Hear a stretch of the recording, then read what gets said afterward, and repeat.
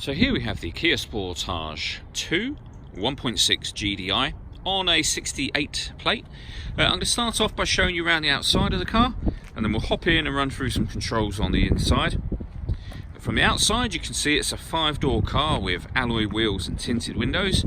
Let's start off inside the boot and then work our way around the rest of the car from there. As we approach the back of the car, you'll see we've got reversing sensors. This car's also got a reversing camera.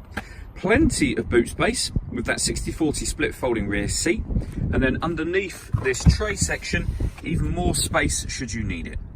Okay, so we're just going to work our way back round to the front of the car now, and then we'll hop in and run through some controls on the inside. And now that we've done a full circle of it, you can see it's in fantastic condition the whole way round. Just briefly before we climb in, I think it's well worth seeing the interior from this exterior point of view. The seats are as good as new. There's plenty to run through on the dashboard, so let's hop in and we'll do that now. Okay, so now that we're inside the car, we're going to start with the dials. On the left-hand side, we've got the rev counter, and on the right-hand side, the speedometer and fuel gauge.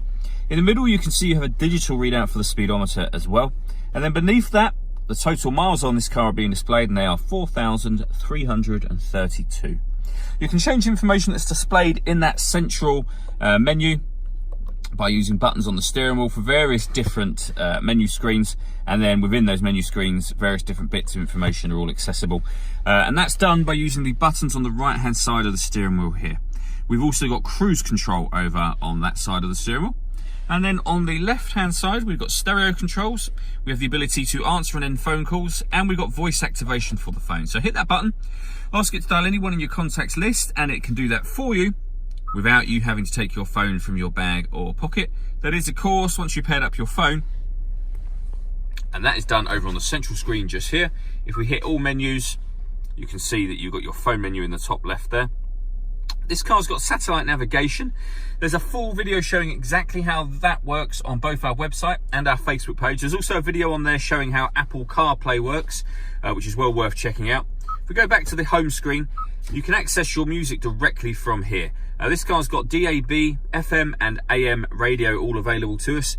You can also listen to your own music via the USB input, and you can stream your music wirelessly via Bluetooth audio as well. So once you pair your phone, not only will you be able to make and receive phone calls, but you can also listen to your music on top of that.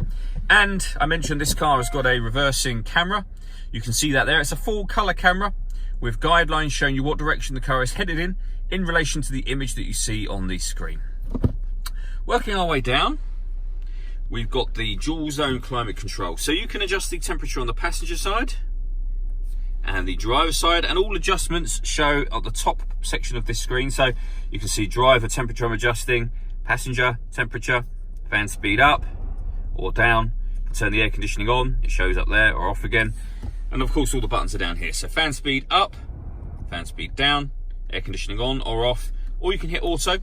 If you hit auto, the car will now maintain the temperatures you've asked for by taking control of the fan speed itself, which you can hear it doing in the background. You can override that at any time you wish to by readjusting the fans to your own level. This car's also got heated driver and passenger seat, both with 3 different heat settings each. And underneath that we have 2 12-volt charging sockets, as well as the USB input in the middle for your music.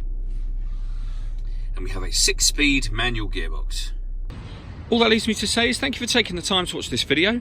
If you'd like to come and see the car in person and have a test drive, please feel free to call any of our MJA sites. We'd love to hear from you soon.